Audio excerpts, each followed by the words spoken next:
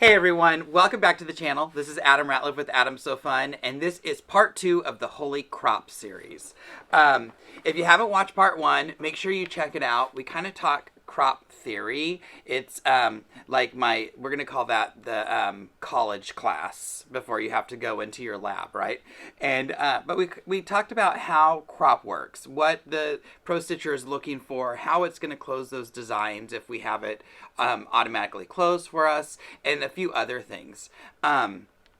Today we're actually going to stitch out, and so I use Designer, and I'm a big fan. I don't know if you've noticed, I do some videos on Designer. I'm a big fan of Designer, and I actually took a photo.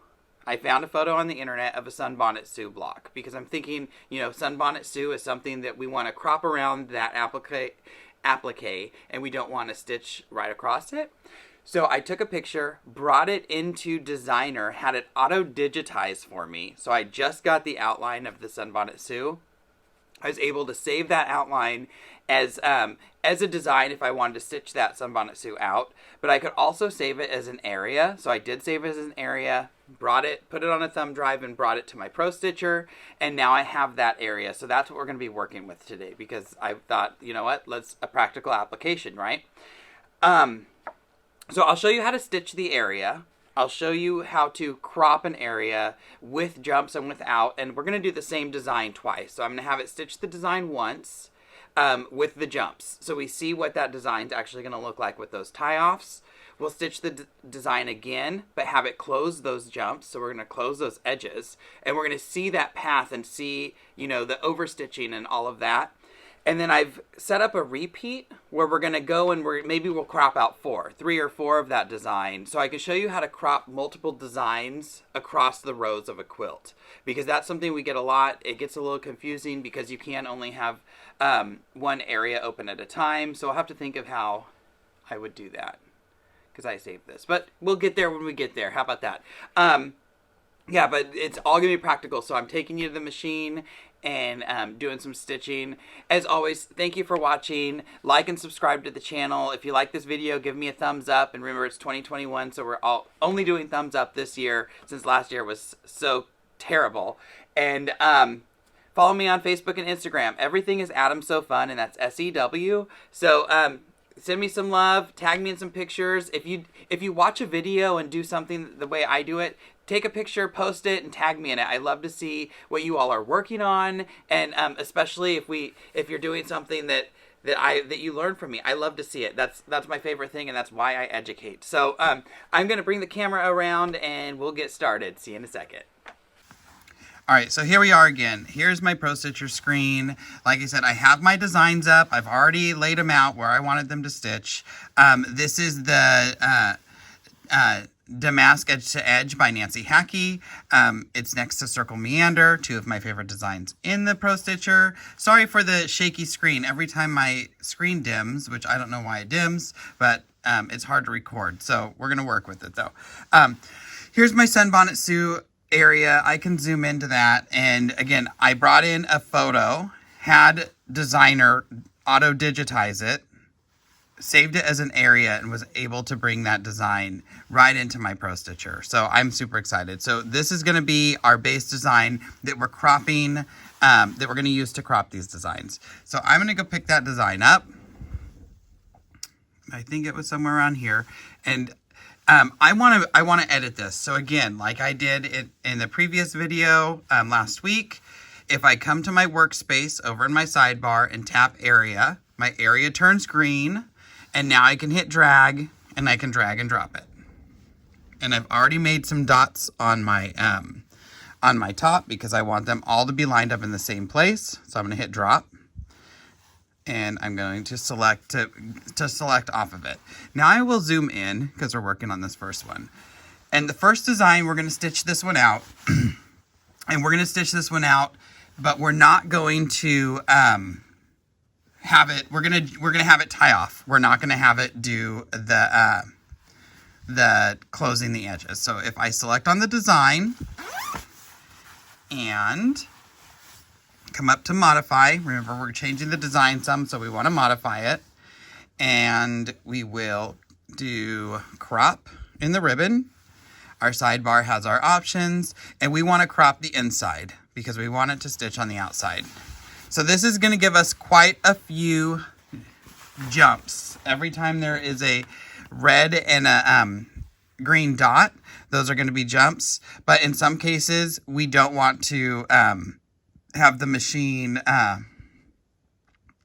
we don't want to have the machine stitch those. We actually want to tie off. So I'm going to stitch this out.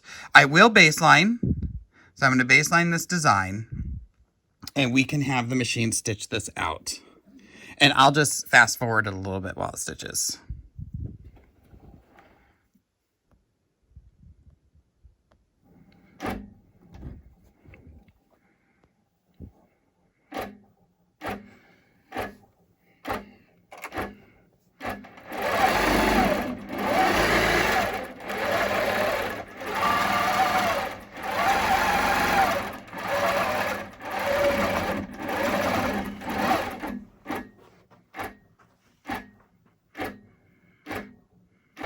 So here was our first tie off, and I have my tie off set to 0. It's really just jumping a little tiny bit, but I'm gonna go in, I'll tie this off and continue.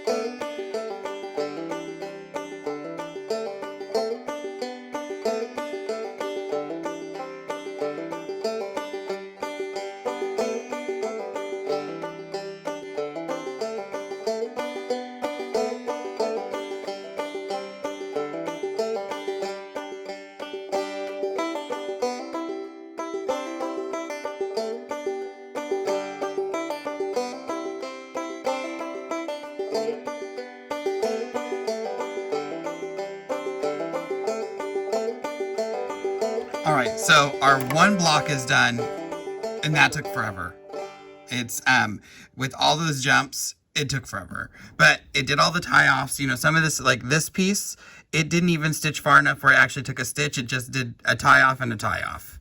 But we can kind of look at this area here and see like, okay, well, it stitched around that Sunbonnet Sue. If we look at the screen, same thing, we can see that it stitched around the whole thing. So that's what it would look like if we had it do all the tie-offs and not close those edges. Now, say we're here and we're like, oh, but we really wanted to stitch the area that we made around that Sunbonnet Sue, and you had went in and placed that area. So up on our Pro Stitcher, I'm just going to tap somewhere because we're done. And I'm just going to select that design again. If we hit on Pro Stitcher, so Pro Stitcher tab, we have quilt selected.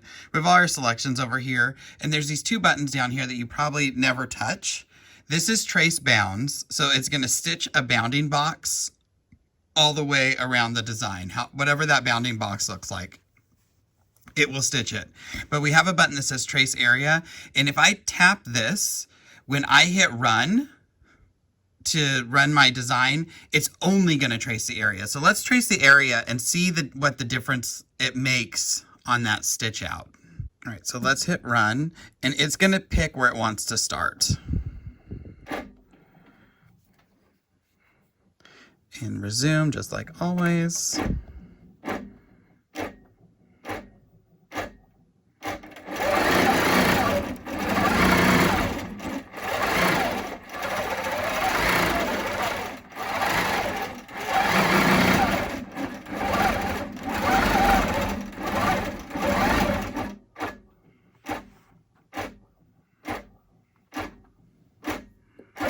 Tie off.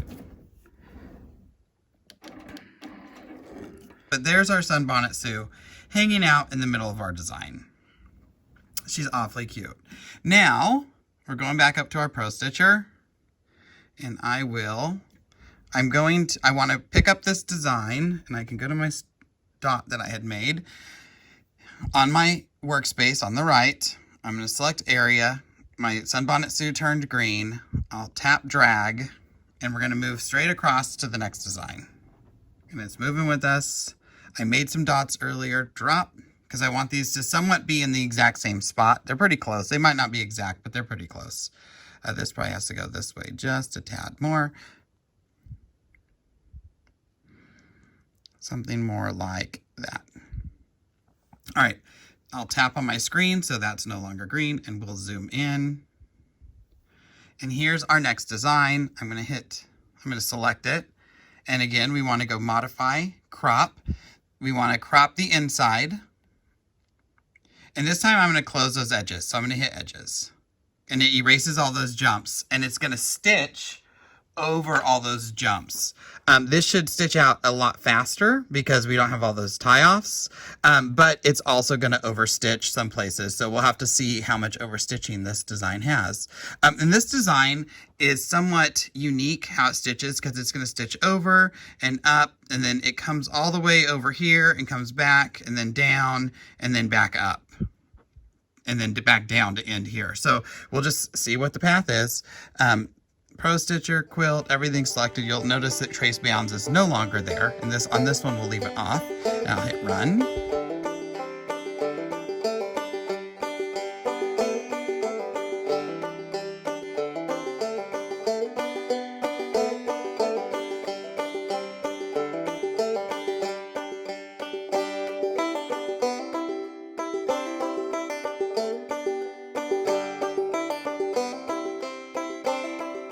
All right, so that one's done.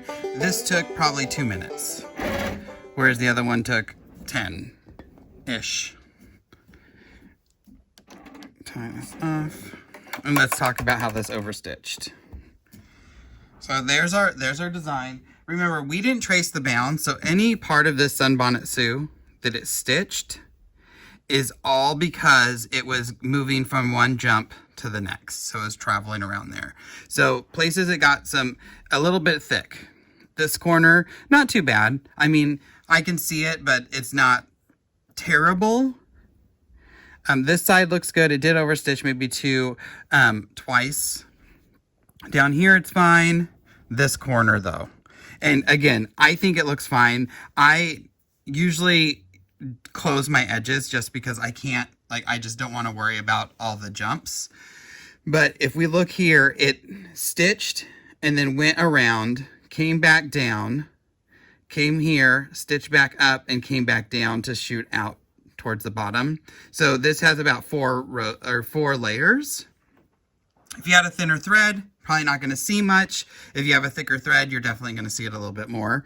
But all in all, I think it looks pretty good.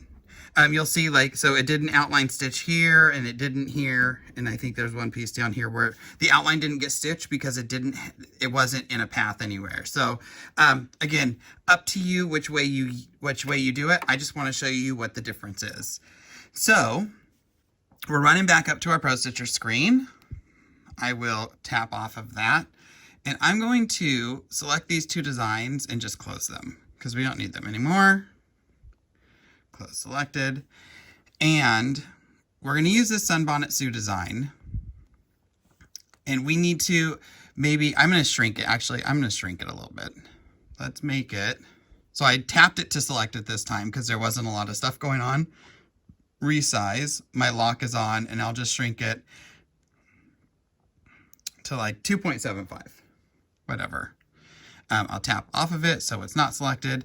And now we're going to pretend that I need 3 of these cut out of this design.